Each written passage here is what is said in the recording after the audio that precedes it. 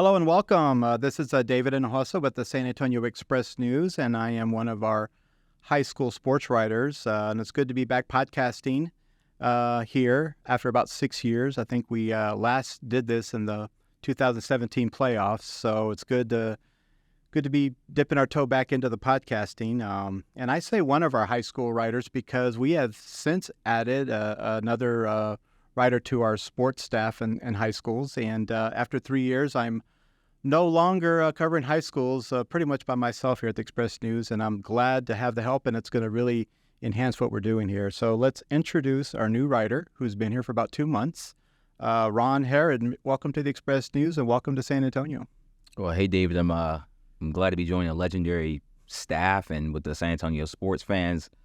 Just glad and happy to be here. Good shout out to Mike Finger. So Ron comes to us from Washington, D.C. Tell us a little bit about yourself. Where'd you go to school? Where have you worked? And how did you end up here in San Antonio?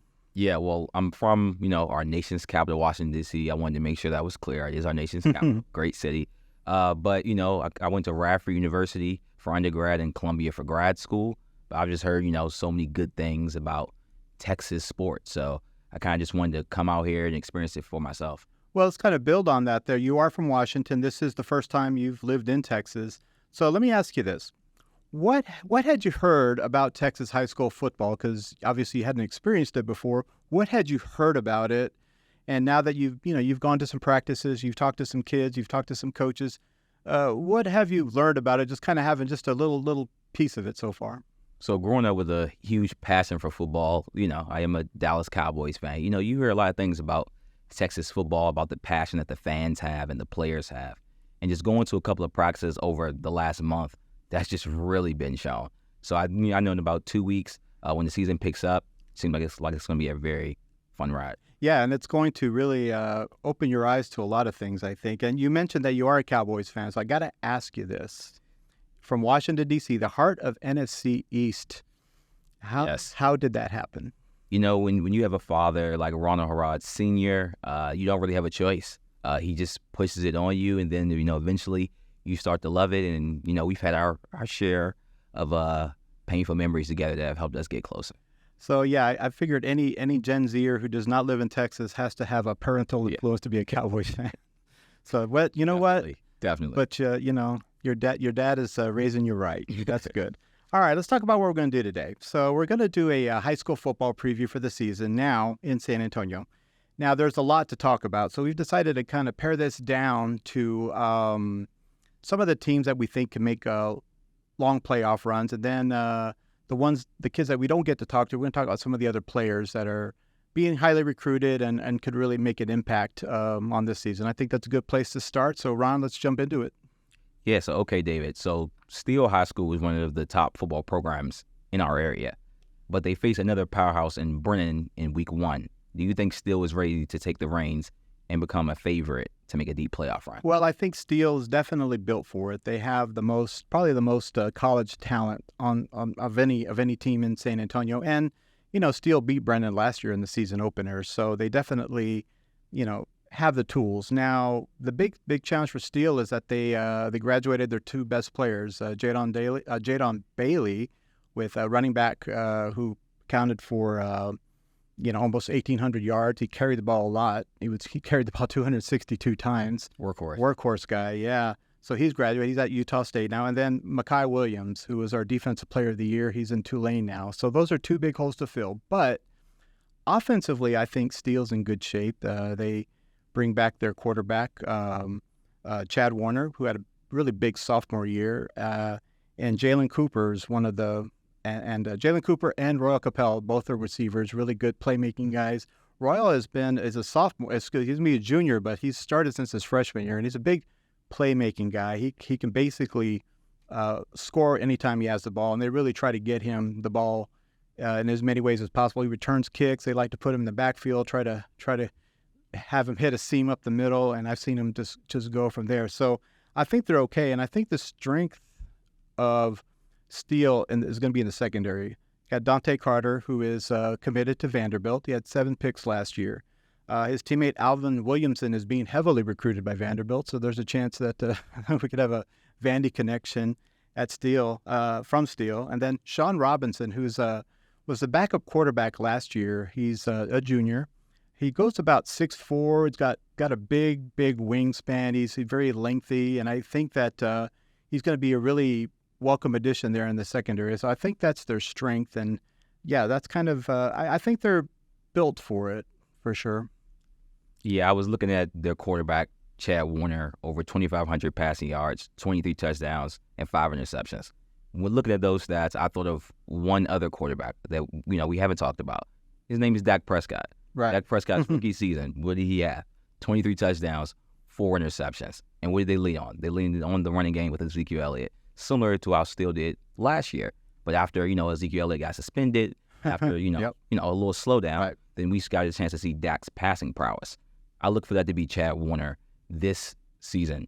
It seemed like you talked about Roy Capel. Like he still has his number one receiver. He looks like he's going to take a jump this year. Yeah, and I think that it's going to be by necessity because, Jaden he carried that offense and he carried them almost to a playoff victory. It would have been a big one over Lake Travis. They lost by 3 points. He carried the ball 33 times, which is amazing. And then they lost to a last-second field goal. The one thing about Steele, and I think we're going to find out a lot about them early because they open up with Brennan and then they go to Lake Travis. It's week 2. Steele beat Lake Travis at home last year. Now, Lake Travis, their top 2 quarterbacks were injured, and they started a tight end. So I kind of take that with a grain of salt. But Steele nearly beat them. Lake Travis.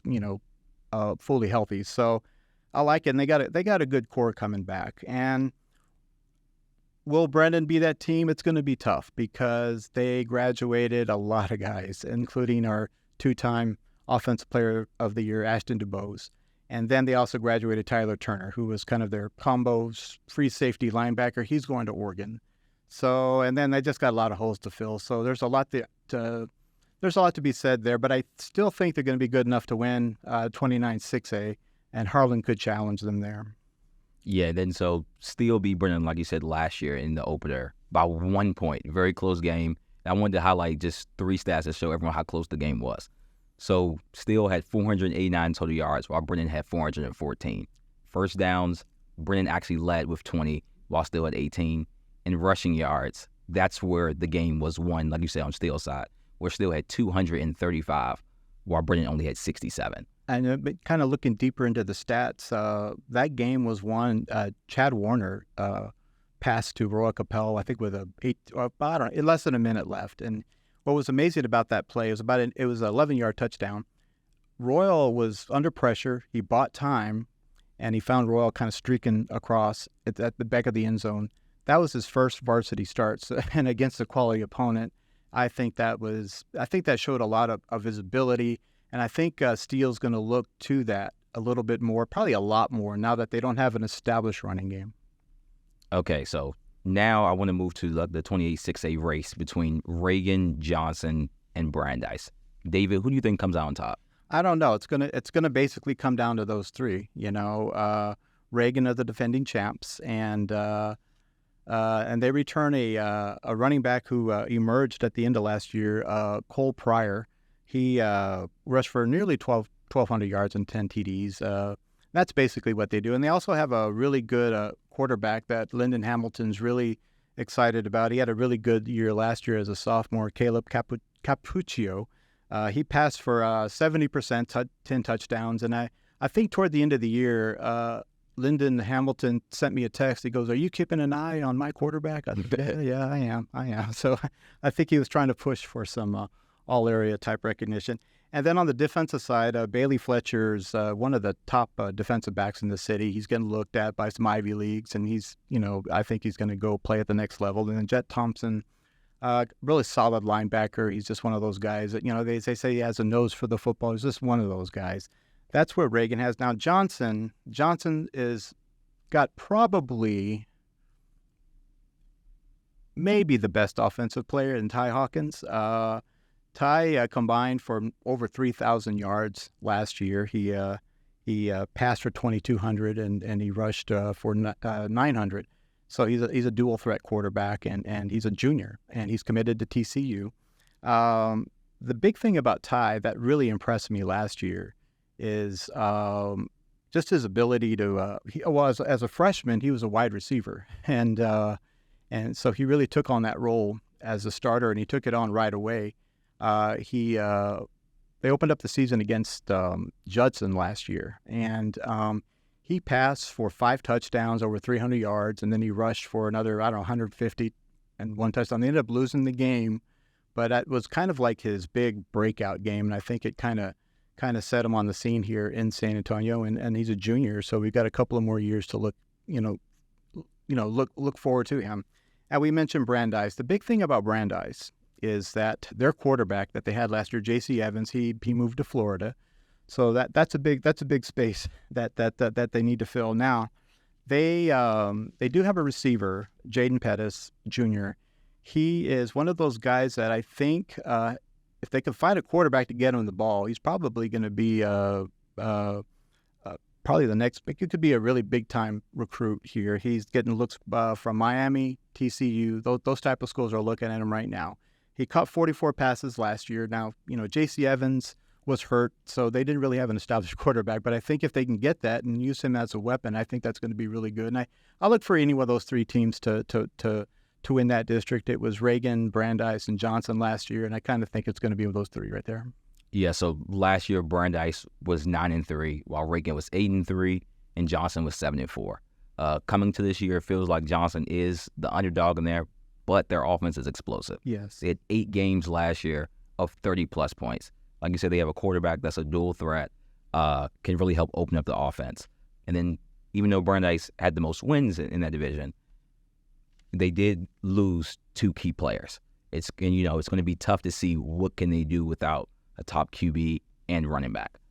Yes, but I think that the quarterback question should be answered. I think if they find that they're gonna play O'Connor the first Saturday at the Alamo Dome. That's a big rivalry game. They do not like exciting. They do not like each other. Very exciting. So I think we're gonna find out a lot about them, and yeah, it's gonna be fun. So yeah. And then like you said with Cole Pryor, that's he's an upcoming junior, over 1,200 yards, like you said, 10 touchdowns. I know you're looking for him to have another big year. Yeah, he definitely picked it up last year, and it was kind of a surprise because he was a sophomore last year, and they just kept giving him the ball, and he kept running for 6-7 yards a carry. So yeah, that really worked out for him. So in Class 5A, who do you think has a chance to make a deep playoff? I think Smithson Valley is going to be the team again. They're going to be, they made it to the state quarterfinals last year in Division I. They lost a heartbreaker to College Station.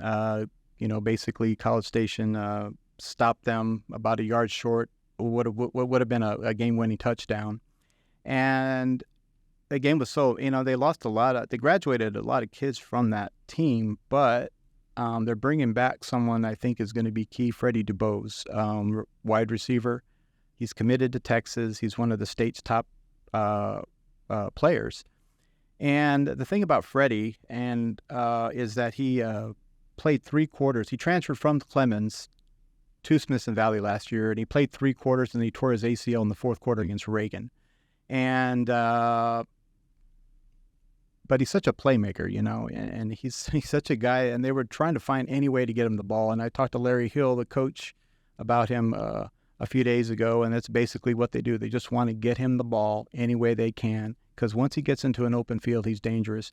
And even with a team that is really rebuilding on the offensive side, that they really think that they have the guys who can at least just get them some space, and I think that's going to be key for them. And I think they're going to be able to win their district. And I really think in Division I, the way that it works, I think they're kind of built for a long run. I see them challenge. I see them getting to the quarterfinals and getting a chance to see if they can get into the, get it. Because I think if they would have beaten College Station last year, they would have gone to Jerry World. I think that was kind of the thing. That was a big thing. And Larry Hill, who's kind of a really composed, put together guy, and he showed emotion I'd never seen before. You could tell that game really bothered him.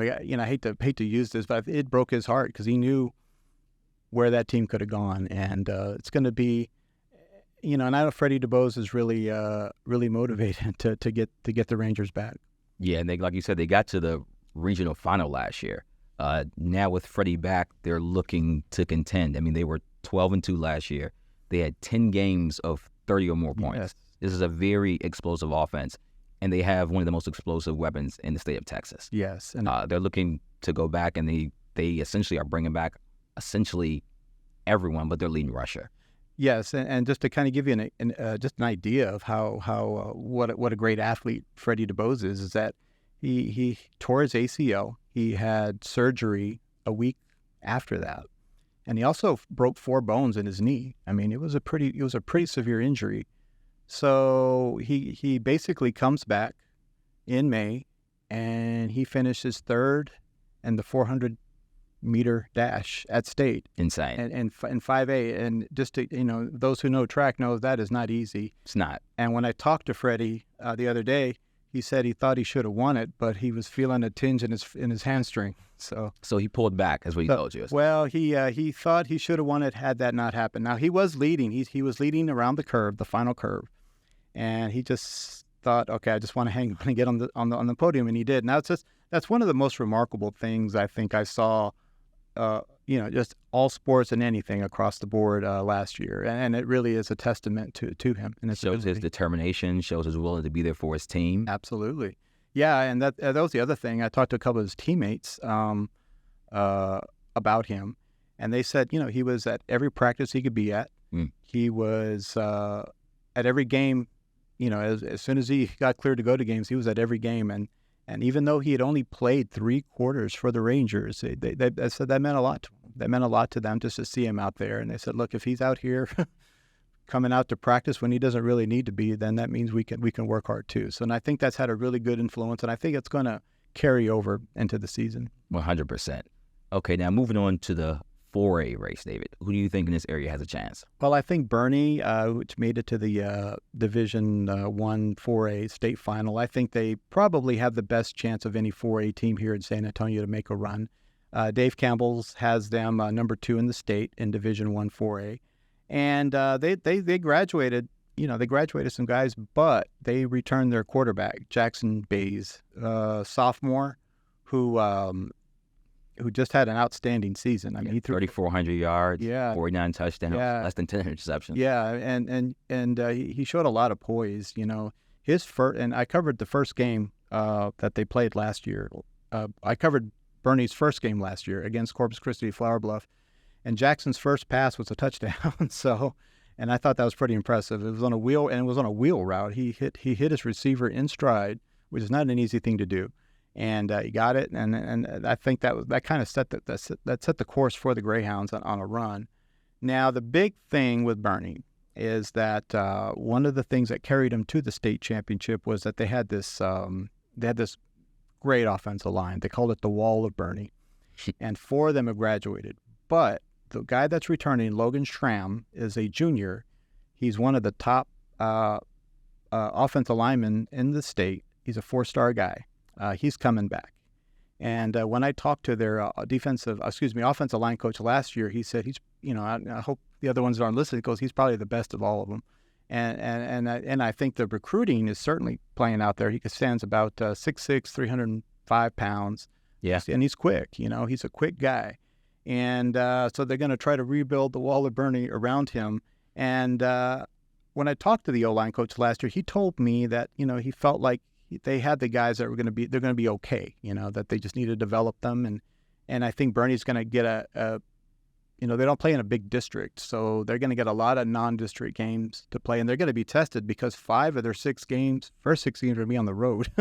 So they're going to be tested, and I think that's going to be good for them to get ready and to prepare for the season. And I really think a lot of the guys that are coming back, they got to play in Jerry World.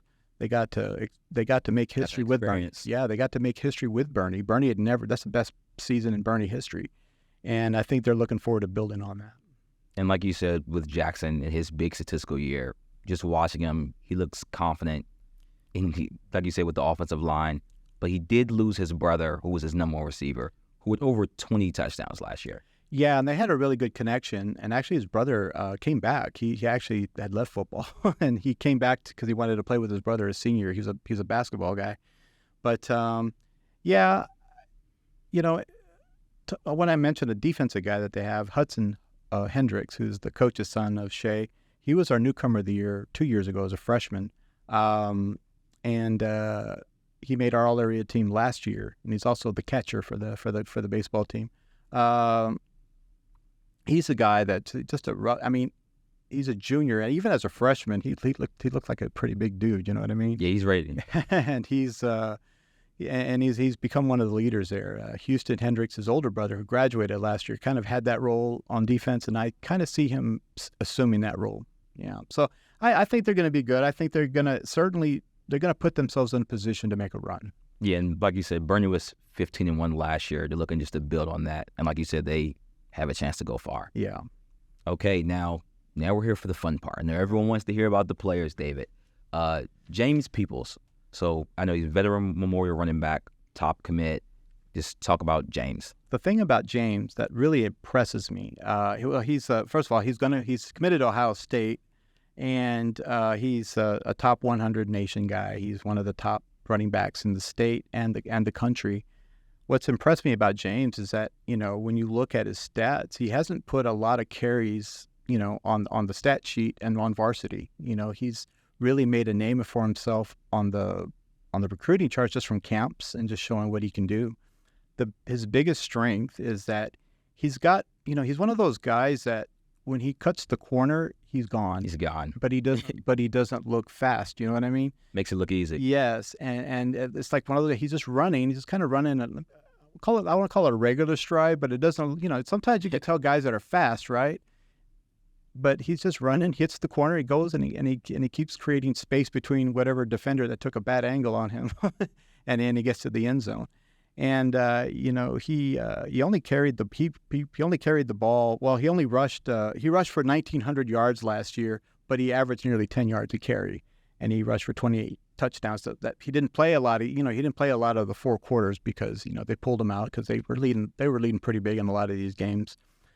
And but the thing that's been most intriguing about James Peoples to me is, one, he doesn't have, like I mentioned, he doesn't have a lot of carries. Last year was really his first full varsity season. But he kept getting offers and offers and offers. And he told me that it started the summer before his junior year. He went to a TCU camp, and that's where he got his first offer. And then they just started piling up, just from camps. And I think that kind of tells you the importance of going to those things. And right now, San Antonio Veterans Memorial, they play in a pretty tough district with Liberty Hill. And I think that, he was an Offensive Player of the Year finalist for us last year. Probably, could have arguably won. I mean, Ashton Dubose had a great year for Brennan, but he's definitely going to be in that conversation. And, last year he rushed for 225 yards on 9 carries against Harlandale to open up the season. He's a fast starter. And a lot of that was just what I told you. He hit the corner and he was gone. And I don't know. They're going to open up the season against Harlandale again at Rutledge Stadium, and eager to see what he can do there. So, yeah. Yeah, so now we're going to talk about Antonio Meza, Warren QB. He had 3,400 yards last year, 45 touchdowns, less than 12 interceptions. Just a kid that knows the offense. They run a running gun offense there at Warren. He's very comfortable in the system. I went out to a practice last week just to watch him throw. Yeah. He's connecting with his receivers. The receivers like, hey, no, he's the guy. When he came here 2 years ago, not even when he had a big statistical year, right? We were just comfortable playing with him. He took a leadership role. He has the guys coming to his house. He told me, they're eating barbecue, they're playing in the pool. But after they have their fun, they're on the whiteboard. They're drawing up plays. They're getting ready for the season. So Warren went 8-4 last year, having one of their best seasons in the last 5 years with Meza at quarterback, and they're looking to keep building, is what their coach told me. Yeah, I think what was really impressive about him is that he, statistically, he kept up with Ashton Dubose. I mean, they played in the same district. They played against the same competition, essentially, and he kept up with them, And so Warren is, it's a good place to start when you have an established quarterback, and I think he's got a little chip on his shoulder. Yeah, he has, he got a little swag going to him when he's at the practice, back flap. The receivers are out there yelling at him, but he's staying calm. They run a lot of plays too. They're a team that runs pretty quickly. They have a lot of receivers that are coming in and out. So he's shown that he can handle the offense. And I think he wants to prove something. I think he wants to get up higher on the recruiting radars. And I think this is a great chance to do it. He's got the numbers, and I think this is his chance to really prove that what he can do. And I think it's set up for Warren. And I think, if he does what we think he can do, I think he could challenge Brennan for that district championship. Okay, so now I know you kind of talked about Freddie a little bit earlier, but just any final remarks on Freddie? Well, just the one thing I did mention, just the whole thing with track. I mean, I don't think that could be understated. The thing that was interesting about Freddie Dubose is that I think that he has over 30 offers, and when he was rehabbing his ACL, those offers no one was pulling their offers. That type of player, yeah. And I think where he really kept him on those radars with that track season, and I don't think I could undersell that at all. That's what, especially the 400. He'd never run the 400 dash before. He'd been a long triple jumper. He'd been a 200 dash guy. But the 400, from what I can tell, from what recruiting guys tell me, that's kind of that's what they translate. That's what they look for, right? And then he, not to get too tracky on you, but I think they try to look for sub 50 times on the track, and he was doing those, at the end of the year. I'll just reiterate, what he did last year to get just a bronze medal on that at the state meet was remarkable. And I know he really wanted to play for Smithson Valley last year, and he didn't get a chance. So he's really eager just to finish strong with that. So yeah, that's what I think Freddie's definitely going to be one of our top guys. Yeah, and then now with Ty Hawkins, Johnson quarterback, I know we talked a little bit about him earlier, but he's just one of our best dual threats in the area. I mean, 2,000 passing yards, over 800 rushing yards, combined over 30 touchdowns. Mm-hmm. He's just a player. He's essentially a lot of Johnson's offense comes through him in the air, on the ground. Looks like it's going to be another fun year for Hawkins. Yeah, the thing that I really liked about Ty Hawkins is that as a freshman, he was a starting wide receiver, and he kind of had his breakout moment. And I don't think a lot of people knew that he was a quarterback. I knew because he would tag me on his Twitter tweets passing, so I knew he was a quarterback. He kind of had his real breakout moment against Raegan. They were looking to tie the game on a 2-point conversion. They were down by 2. And so they had Ty Hawkins lined up, and they do an end-around pass. And everyone from Raegan just went to Ty Hawkins thinking they were going to try to run it over. And then he just kind of flipped it over, got the conversion. They tied it up, and then Johnson ended up winning that game in overtime. And that wasn't an official pass, but it was like a big time thing. It was a big time play.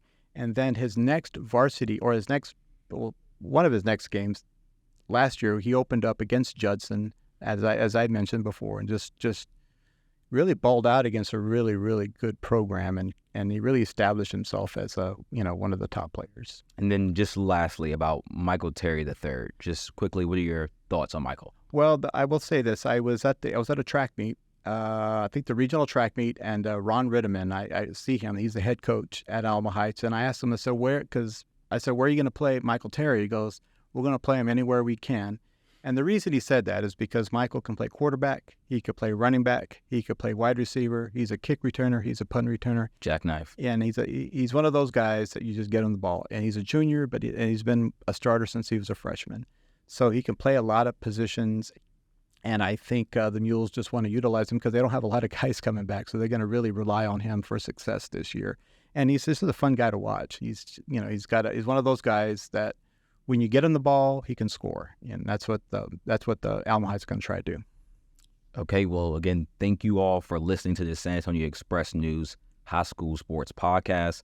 If you all enjoy, make sure to follow us on our newly launched Instagram at San Antonio HSS, and the same on Twitter. For more content, as well as read us on expressnews.com.